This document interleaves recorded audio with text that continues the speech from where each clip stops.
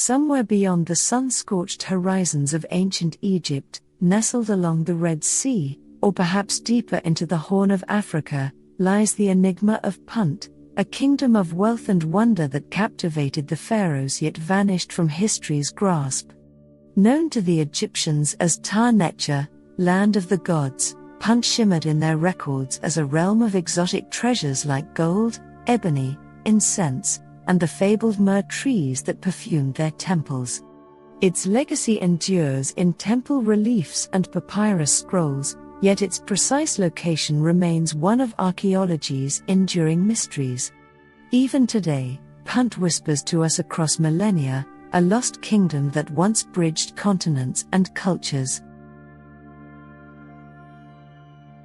Punt first appears in Egyptian texts during the Old Kingdom, around 2500 BCE, with fleeting mentions of expeditions under Pharaoh Sahur, but it leaps to life in the 18th dynasty under Queen Hatshepsut, 1479 to 1458 BCE. Her mortuary temple at Deir el-Bahari boasts the most vivid record, a relief depicting a sea voyage to Punt, commissioned to retrieve Myrrh for her divine rituals, and to honor her father, Thutmose I. The scenes show Egyptian ships, double-ended vessels with 30 oarsmen, laden with goods like faience beads, bronze axes, and jars of honeyed wine, exchanged for Puntite riches like incense resins, ivory tusks, leopard skins, and even live baboons. The Puntites, portrayed with dark skin, red kilts, and elaborate beehive hairstyles, greet the Egyptians under stilted huts shaded by dom palm trees, their chief Parahu and his corpulent wife Uti offering tribute beneath a canopy of giraffe-like beasts. This wasn't a one-off adventure. The 5th dynasty's Palermo stone records earlier trips under Pepi II, bringing back dancing dwarfs from Punt, perhaps pygmy traders, while Ramesses III, 1186 to 1155 BCE, boasted of Puntite electrum, a gold-silver alloy, gilding his Theban shrines. Punt was a consistent ally, its goods flowing into Egypt for over a millennium, from the reign of Khufu to the late New Kingdom. Yet, unlike Nubia's gold mines or Libya's oases, mapped by scribes, Punt's whereabouts elude us. Egyptian sailors left poetic clues, east of the sunrise, where the sea meets the mountains, but no cartouche pins it down, shrouding it in a haze of reverence and remoteness. What did Punt offer?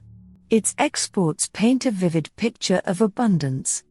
Myrrh and frankincense, resins from comifera and boswellia trees, were sacred for mummification and burnt in Amun's temples. Hatshepsut's reliefs show saplings uprooted for Theban soil, a rare botanical transplant. Gold, lightly panned from alluvial rivers, or hacked from quartz veins, gleamed in Pharaoh's pectorals. Ebony, from Diosporos trees, lent its lustrous black to royal furniture, while ostrich feathers and giraffe tails, symbols of status, graced nobles' fans. Baboons, sacred to Thoth, and cowrie shells from coral reefs suggest a coastal realm with inland trade routes piercing savannas and highlands. Punt's wealth wasn't just material. The tale of the shipwrecked sailor, a Middle Kingdom fable, describes a mariner washed ashore, welcomed by a serpent king who gifts him spices, antimony, for coal, and a menagerie of beasts, elephants, monkeys, greyhounds.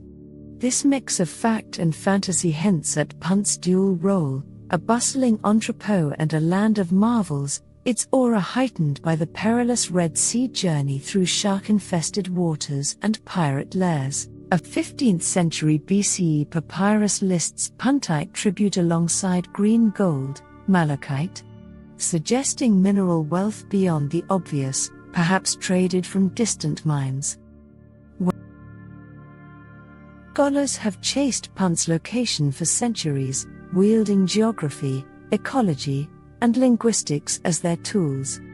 3 contenders vie for the crown. Horn of Africa, Somalia/Eritrea/Ethiopia, The frontrunner stretches along Somalia's incense-rich coast, Eritrea's rugged shores, or Ethiopia's Danakil highlands. Boswellia groves dot Puntland, gold veins lace Tigray, and baboons roam the Rift Valley. Hatshepsut's voyage, launched from Qusair or Myrrh, where 2006 digs unearthed 18th dynasty ropes and cedar planks, fits a Red Sea route to Cape Gardefui. Somalia's frankincense trade, active since antiquity, mirrors Punt's legacy, bolstered by 2023 surveys finding ancient slag heaps near Berbera. South Arabia, Yemen, a rival theory crosses to Yemen, where Darfur's Myrrh orchards and Hadramaut's incense trails fueled the Sabian Empire. Yemen's ports, like Karni, linked Egypt to India, explaining traces of cinnamon, a Sri Lankan spice, in Amenhotep II's tomb. Rock art near Aden shows giraffes, rare but once present. Yet, Yemen lacks native baboons and ebony, and its monsoon-driven trade peaked later, casting doubt. Sudan/Northeast Africa, a lesser view points inland to Sudan's Gash Delta or Eritrea's Barka Valley, rich in gold and near the Atbara River, a possible river of Punt accessed via Nile wadis. Fossil pollen from Kasala suggests wetter savannas in 2000 BCE, supporting fauna like giraffes. The sea voyage narrative falters here, though a lost monsoon-fed coast could reconcile it. Archaeological breadcrumbs tantalize. In 2011, French isotope analysis of Luxor baboon mummies traced their diet to Ethiopia's acacia scrub, not Yemen's arid slopes.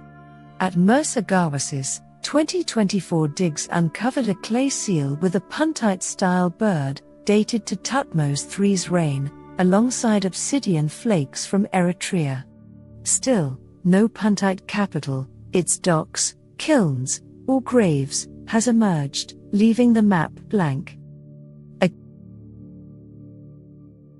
Punt flourished as Egypt's partner, its zenith in the New Kingdom, 1550 to 1070 BCE, tied to Pharaoh's naval ambitions. Its people, likely Afro-Asiatic speakers with kin to modern Somalis or Oromos, wielded dugout canoes and dhows, their seamanship ensuring safe passage for Egyptian keels. A 19th dynasty Ostracan hints at Puntite merchants visiting Pi Ramesses, bartering ivory for linen. But after Ramesses III, Punt fades from record. The Bronze Age collapse, sea raids, drought, may have choked trade, while a drying horn climate, evidenced by shrunken Lake Abha, starved its forests. Did Punt wither, migrate south to Aksum's rise, or dissolve as Egypt turned inward? Ethiopian echoes linger. The Kebra Neges ties the Queen of Sheba to a Punt-like realm, her gold and spices dazzling Solomon. Some see her as a late Puntite queen, her land straddling Aden and Oxim.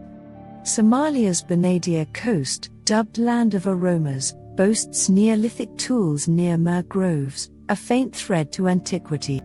Sudan's Beja people claim descent from Puntlanders, their camel trails tracing old gold paths. These are tantalizing hints, not hard proof. Why does Punt stay lost? Its perishable towns, mud huts, woven mats, left no ziggurats to mark the sand, unlike Egypt's stone legacy. Pharaohs veiled its ports, fearing rivals like the Hyksos or Mitanni might poach its wealth. Modern hurdles like Eritrea's isolation, Somalia's civil strife, Yemen's war, stymie digs, though satellite scans of Djibouti's coast hunt for silted harbors with infrared. A British-Ethiopian team plans soil coring near Asmara, seeking myrrh pollen or trade beads. Finding Punt could unveil a civilization that bankrolled Egypt's glory and knit Africa to Asia. Picture its wharves, strewn with ostrich eggs, or a queen's crypt piled with electrum, a discovery to eclipse Nefertari's tomb. Its art, if preserved, might show ships under crescent moons, its script, if it had one, decoding a lost tongue. For now, Punt haunts us through Egypt's lens, a kingdom of shadow and scent. Was Punt a forgotten kingdom of wealth and wonder? Undoubtedly. Its resins anointed Egypt's dead, its gold crowned its kings, its trade span a web across ancient seas. Lost to time, it urges us beyond Giza's glare to a realm thriving on the edge, Africa's answer to El Dorado. As we ponder its fate, Punt stands as a monument to humanity's ancient reach, a riddle ripe for revelation. Thank you for watching. If you found this video insightful, don't forget to like, share, and subscribe for more content on ancient mysteries, spirituality, and self-development.